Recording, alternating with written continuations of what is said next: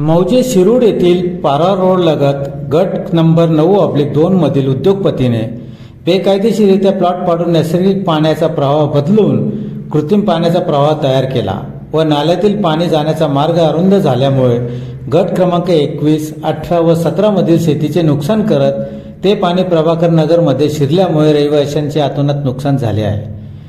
तेव्हा संबंधितांवर कारवाई करण्याची मागणी शिरूरच्या शेतकरी आणि रहिवाशांनी जिल्हा प्रशासनाकडे केली आहे। मौजे शिरूड येथील गट क्रमांक 17, 18 व 21 अशी शेत जमीन व त्यालगत प्रभाकर नगर आहे। गटाला लागूनच महेश केशवराव बापते, केशव घनश्याम बापते यांचा गट नंबर 9/2 ची जमीन आहे। सदर व्यक्तीने अलीकडे त्यांच्या शेताचे अनधिकृत प्लॉट पाडून कृत्रिम नाल्यामध्ये बांधा बंदिस्त केली आहे।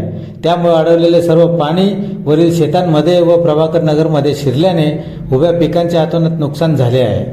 म्हणून त्यांचा येणे परवाना रद्द करावा अशा मागणीचे पत्र जिल्हा प्रशासनाला देण्यात आले आहे। यावेळी रमेश पाटील, सोमनाथ पाटील, हरिभाऊ पाटील, रमेश तांबे, भीमराव गायकवाड, प्रकाश पवार, नंदलाल चौधरी, संजय लोहार आदी ग्रामस्थ उपस्थित होते। तालुका जिल्हा धुळे,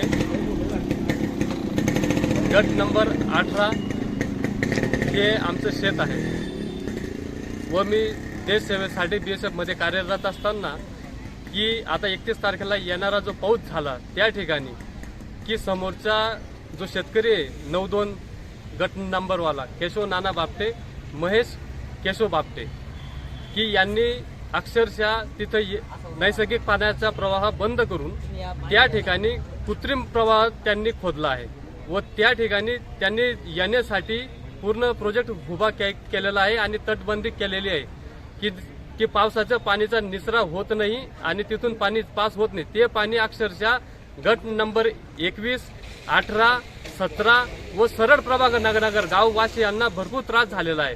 जर जिल्हाधिकाऱ्यांकडे निवेदन दिलेले आहे व त्यांनी आमच्या समस्यांना सोडवावे हीच आमची नम्र विनंती। जर ही आमची समस्याचं निवारण जर त्यांनी केलं नाही तर आम्ही आता उपोषणाला आंदोलनाला आम्ही बसू व आमची समस्यांचा जाब आम्ही सरकाराकडे विचारल्याशिवाय राहणार नाहीत। जय हिंद, जय महाराष्ट्र।